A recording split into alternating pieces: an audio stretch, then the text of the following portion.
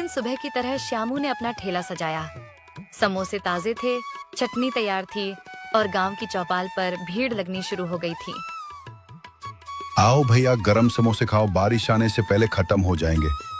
लेकिन किसे पता था कि आज की बारिश उसकी किस्मत भी भिगो देगी। अचानक आसमान में काले बादल छा गए। कुछ ही देर में जोरदार बारिश शुरू हो गई। तेज हवाओं के साथ पानी बरसने लगा।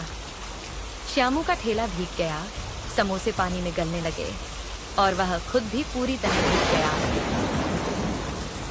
हे भगवान, आज तो सब बर्बाद हो गया, सारे समोसे भीग गए। वह अपना भीगा हुआ ठेला खींचते हुए घर की ओर चल पड़ा। गांव वाले उसे देखकर चुपचाप खड़े थे। किसी की हिम्मत नहीं हो रही थी कुछ कहने की। श्यामू भैया, अंदर चलिए, बहुत भीग गए हैं। पर श्यामू ने सिर झुकाया और धीरे धीरे घर चला गया।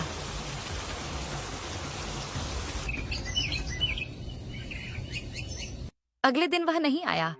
ना ही उसके समोसे की खुशबू फैली, ना ही उसकी मुस्कान दिखी।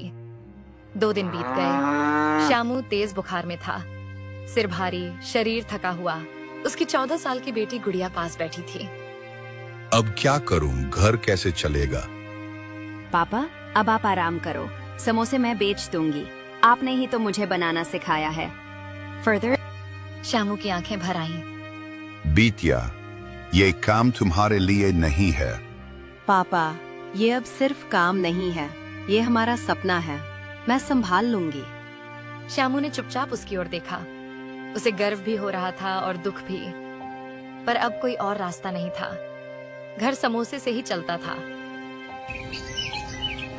अगले दिन सुबह जैसे ही सूरज की पहली किरण निकली, गुड़िया नींद से जाग गई। पापा की हालत अब भी खराब थी, इसलिए वह बिना समय गंवाए रसोई में चली गई। पापा की तरह बनाऊंगी, बस थोड़ा ध्यान से मसाला डालना है। उसने आलू उबाले, मसाला तैयार किया, हरी मिर्च और धनिया काटकर सब मिलाया। फिर आटा गूंथकर समोसे बनाए। उसके नन्हे हाथ थक रहे थे, पर उसके दिल में जोश था। ठेला